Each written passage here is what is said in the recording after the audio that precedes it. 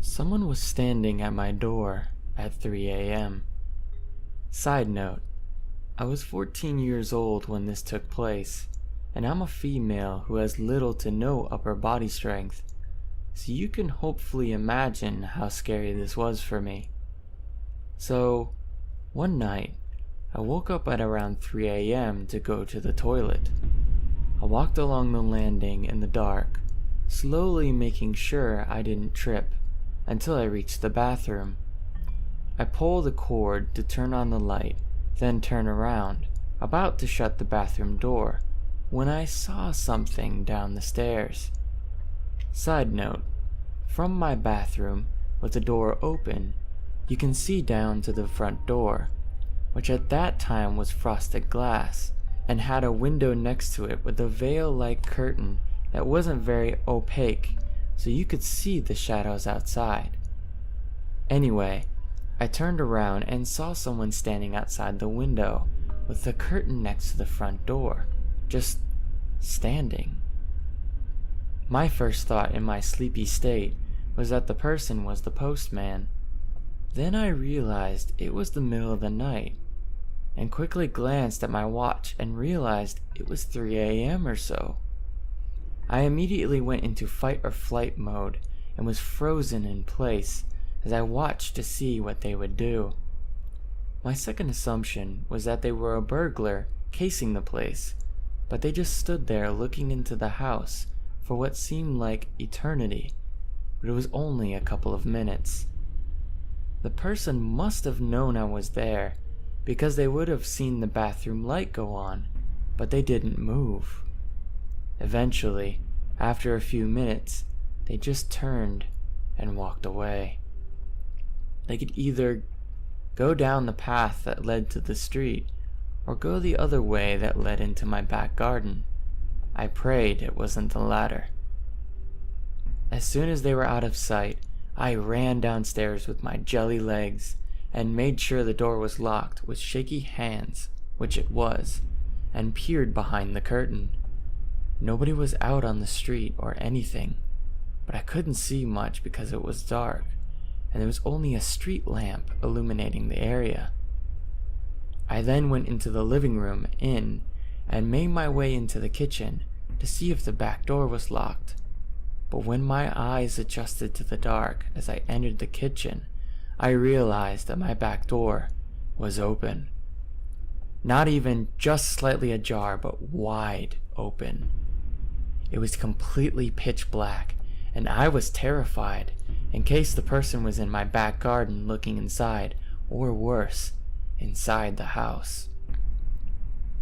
At this point, I was losing it and immediately slammed the door and locked it, which was probably a stupid idea, praying that no one was in the house. For the next 20 minutes or something, I searched and researched every cupboard to make sure no one was hiding somewhere waiting to kill me. I barely slept that night, and from then on, I have checked to make sure every door and window is locked every night since. That experience really scared the living crap out of me, and still, I have no idea what they were doing standing outside my house at 3 a.m., nor did I have any weird experiences since.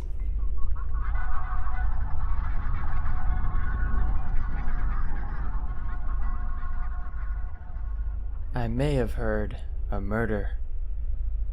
So before I get into this story, I do need to clarify some details about myself.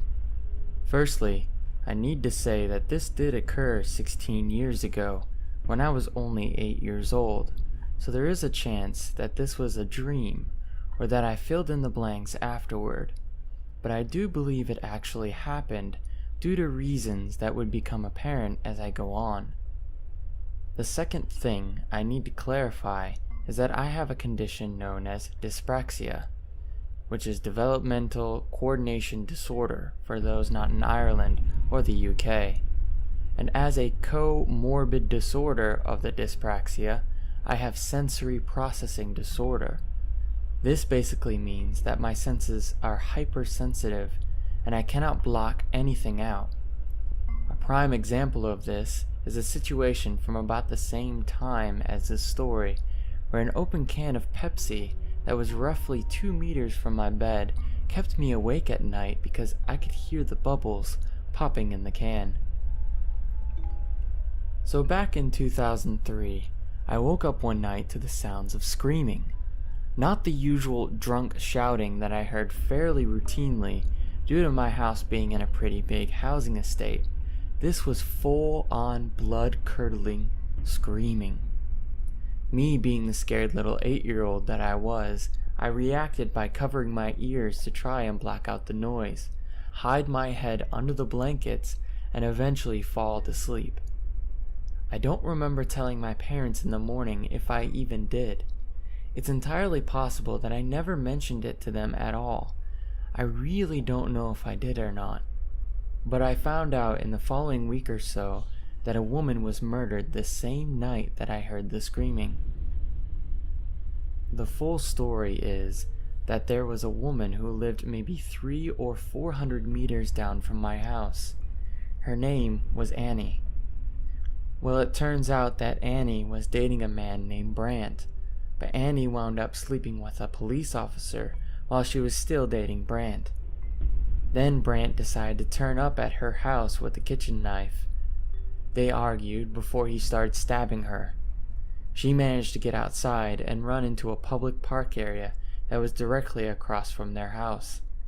She made it about 200 to 300 meters down the path in that park with him stabbing and slashing at her back the entire time. She inevitably fell, and he just kept stabbing her. She was found with about a dozen stab wounds to her back. Brant was arrested about a week later. The Irish police found the murder weapon in a bush near the body, and Brant was picked up in Belfast, attempting to flee back into his home country. For anyone not familiar with Irish geography, he basically crossed the border into Northern Ireland and tried to get a flight there because his picture was all over the place. As a result of all this, Brant was given life in prison, but because it was in Ireland, it is quite possible that he is already out due to the fact that life sentences are only up for review after only 7 years here, and it's rare for someone to actually serve life here.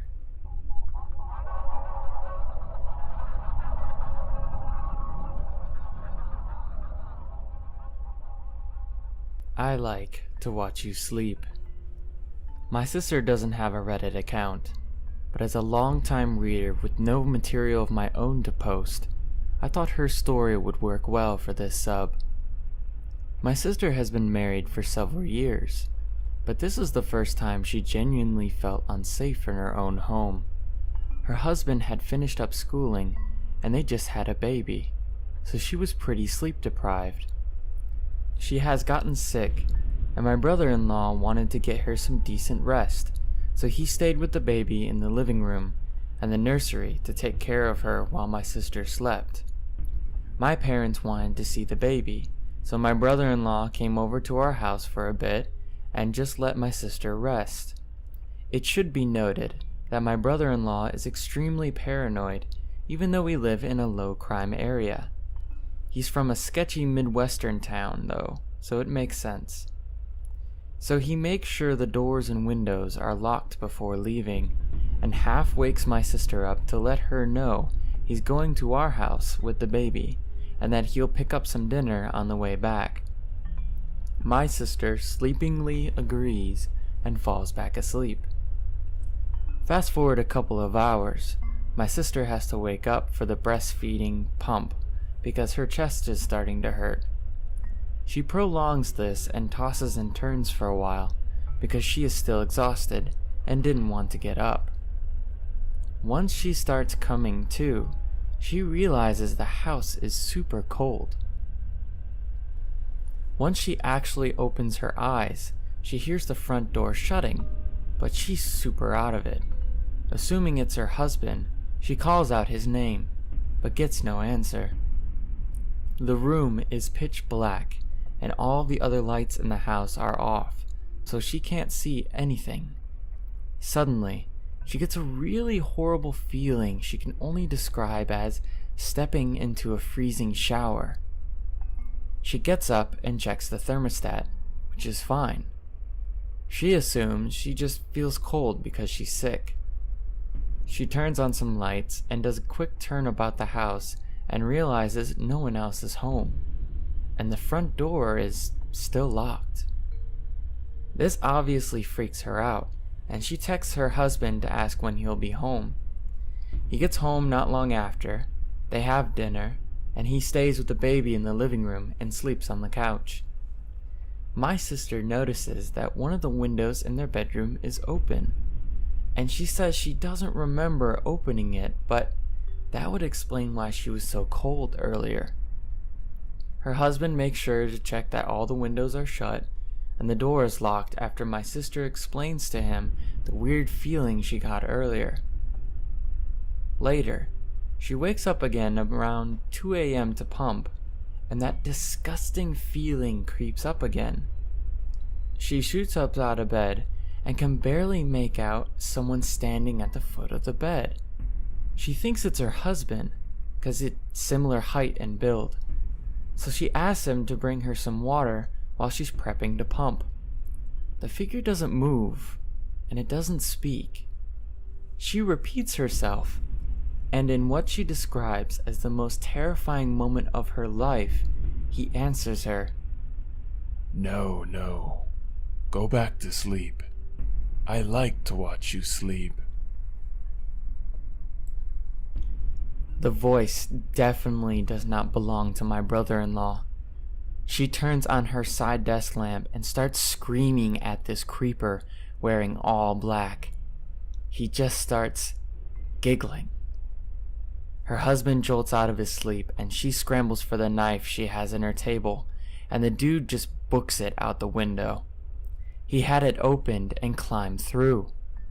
She knows for sure that he was watching her sleep earlier when she was napping, and that it was probably him that she had seen shutting the bedroom door earlier.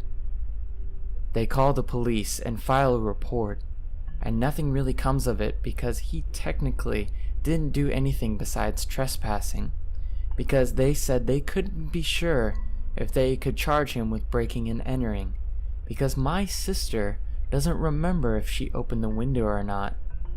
Idiots. They have no idea how he didn't injure himself when he jumped out of the window, because when my brother-in-law ran out the back to give chase, he had already disappeared. It's been a few years, and nothing really came of the investigation, and they had the windows and locks replaced.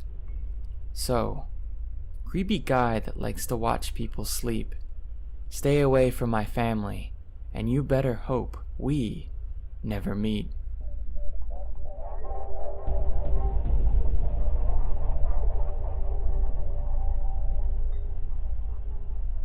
Invited into his attic. I was 11 at the time and living in a nice suburb area. We had recently moved into this house my parents had built, and this was our first home versus rented houses in a sketchy area. It was a very nice neighborhood. The whole family made friends quickly with lots of neighbors, but especially the ones 3 doors down. They had a daughter my age, I'm male by the way, and a daughter 5 years younger, which was the same age as my sister. Our parents got along well, and we began hanging out quite a bit for barbecues at their house, or parties at our house, or etc. Friendships were formed quickly, and seemed to be very strong. After a year or so, I started realizing things weren't what they seemed. I remember seeing police cars at their house a few times in the evenings, and when I'd ask my parents what was going on, it was always nothing, just checking in on them type answers. I was no genius, but at 11, that didn't add up. Why didn't the cops just check up on us? One day, I'm at their house playing/hanging out, and the daughter goes across the street to get another mutual friend, which left myself and the father alone in the house. This was really no big deal as it has happened before. But then he approached me and just seemed off. I still don't know what made me feel this way, but I was very uncomfortable and started thinking about leaving. About 5 minutes later, he tells me he has something cool to show me. I don't remember what it was, but I think it was something about baseball cards, which I was very fond of. I excitedly started following him. He pulled the attic ladder down and asked me to follow him, which I did without hesitation, at first. Then something happened, and I still can't process what it was. He was ahead of me on the ladder, and when he looked back to help me into the attic, there was something off. Something about his eyes, his face, his grin. It wasn't right. It looked evil. I can still see it clear as day, and can't recognize exactly what it was that set my alarms off, but whatever it was plenty, because I jumped off the ladder and ran out the door. I sprinted all the way home and was choking back tears when I busted through my front door. Mom was there when I came through, and could see I was obviously out of sorts and immediately started calming me down. As I came to my senses, I explained what happened. My mom was concerned with how scared I was, but mostly brushed it off to me being scared or young or silly. I kid you not, that same exact night, I was woken up at about 3 a.m. It was my mom sitting on my bed, and as I awoke, she held me like a baby. I remember how she smelled and how tightly she held me, and I remember her tears hitting my cheek. Eventually, I saw out the window to the neighbor's house, surrounded by police and fire trucks. The neighbor dad had killed himself and his daughter in the attic after a standoff with police. There isn't a doubt in my mind, nor my mother's, that that would have been me had I made it into the attic. I still get chills thinking about it. So, neighbor man, let's not meet, even in the afterlife.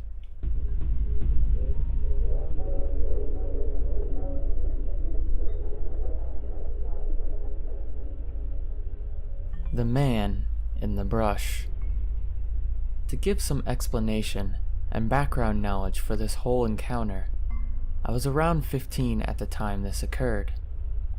I was camping out in the middle of nowhere with my family and part of my extended family, my aunt, uncle, and cousins. I was the oldest kid there in the RV, so you can probably understand how it felt to have no one else to do the stupid crap I did back then with. With a good 2-year gap between me and the inferiors, it was almost like nirvana when I got to the campground and met the other teenagers. These were all people we knew fairly well from previous camping trips, so it was considered normal to hit it off with them from the start and act like we've known each other forever within the hour. Now, the story. My parents trusted me a lot, not a lie. I liked my fun, but I liked getting home in time for dinner equally as much. So when I was gone most of the day with other people from the camp, they didn't think much of it. The only rule was that I had to be back at the RV to eat dinner, and before 8:30 in the evening. So picture this: group of 6 teenagers, 15 to 16, out in the middle of the woods with no adult supervision for the vast majority of the day. Just a recipe for success right here. But this particular day, we found a neat little deer trail we haven't found in the 2 years we've been there before. On a second thought though, it didn't really seem like a deer trail. It snaked through a really thick part of the underbrush, maybe a foot of clear ground, 3.5 feet clear of branches going upwards. It's a really hard thing to pick out of the brush, unless you're either really looking or know where it is. It was promptly explored, marked with a broken branch outside of the entrance, and quickly forgotten. Except I remembered this special little tunnel. That night, while we were all eating dinner, one of the adults proposed that we played manhunt out in the woods at night. Not everyone was totally on board with this idea, but in the grand scheme of the plan, they were squashed down like autumn leaves. Everyone got a flashlight, and everyone was assigned to a team. For those of you who aren't sure what manhunt is, here's an explanation. Everyone playing is given a flashlight, and they are divided into 2 groups. It's basically like glorified flashlight tag, but there's a catch. As you catch people, you have to correctly identify who they are, and if you can, they join forces with the hunters. The last man standing gets a candy bar or something, whatever is being offered as a prize.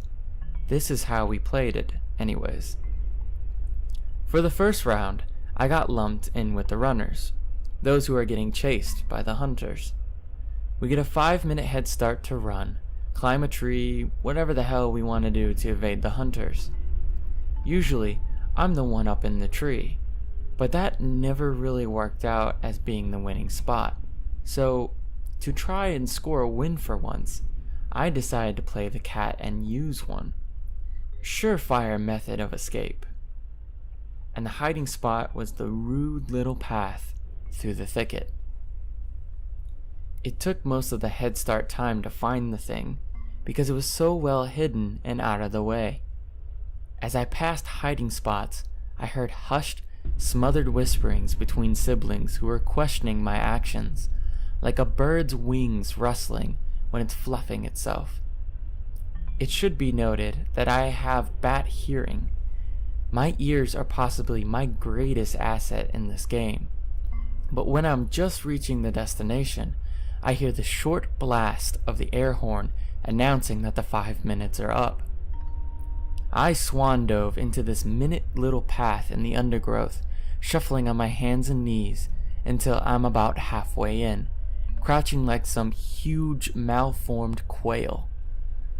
The hunters are doing an initial sweep through the trails, looking for obvious hiders and people caught out trying to change spots. When they finally reach me, they reach the dead end and go straight back. I try to readjust myself and crawl further down the tunnel. I honestly don't know how it happened, but I found an even more hidden path within that one, and accidentally I dragged my stupid body down the rabbit hole. Except instead of ending in a dead end, this one ended in a slight hollow. I don't ever want to describe exactly what I found there. I'm sorry, but I just can't. It was a younger looking woman, naked, covered in lacerations and stab wounds in the fetal position. Her glassy, glazed eyes seemed to look straight through me. I won't go any further than that.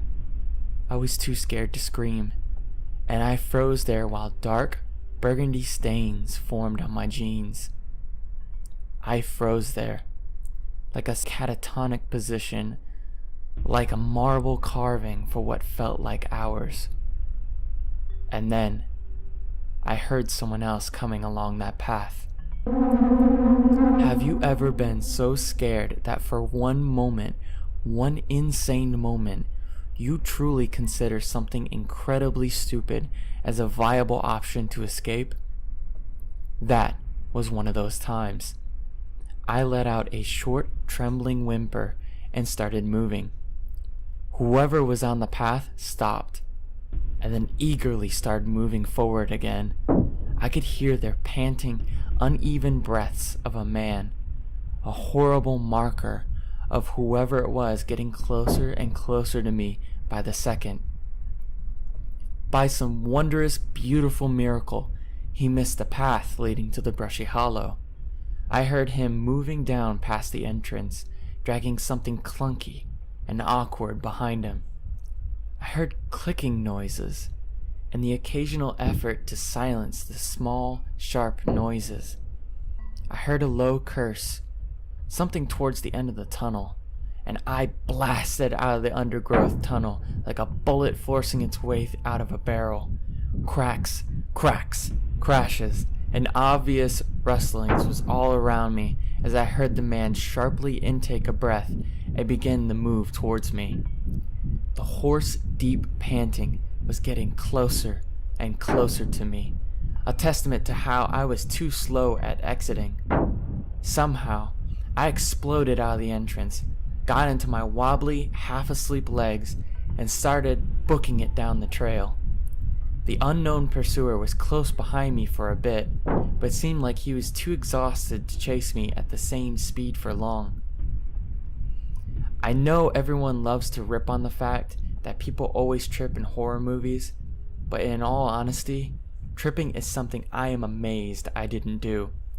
With adrenaline coursing through me at the speed of Usain's Bolt, trying to make my jello-like unsteady walking appendages work to move me away from whoever was behind me was like trying to run on water. It felt like an eternity, but I finally reached the main trail, running back to the camp, and sprinted down it screaming bloody murder. Confused faces looked out from the trees, and I think someone called after me. Reaching the camp was easy, but trying to explain why I woke up half the people in the camp and bolted out of the woods at breakneck speed was harder. When I finally choked the words out to explain, I remember a profound, insidious silence through the group of adults waiting at the mouth of the trail. I really don't remember a whole lot from that point on. I know the police were called, and my mother and aunt ran shrieking and wailing along the trail, calling for the other kids to come back to safety. When someone's yelling like that, you don't ignore it. They rounded up everyone in 30 seconds flat and barreled back to the camp. The police found a man in the woods, creeping along the trail, clutching a knife. A black garbage bag with a plethora of sharp instruments and a saw was found abandoned on the trail, some speckled and smeared with dried blood. I don't think there's really any getting over it. I still have nightmares sometimes of the man chasing me, breathing heavily down the back of my neck, trying to catch me. And sometimes he succeeds.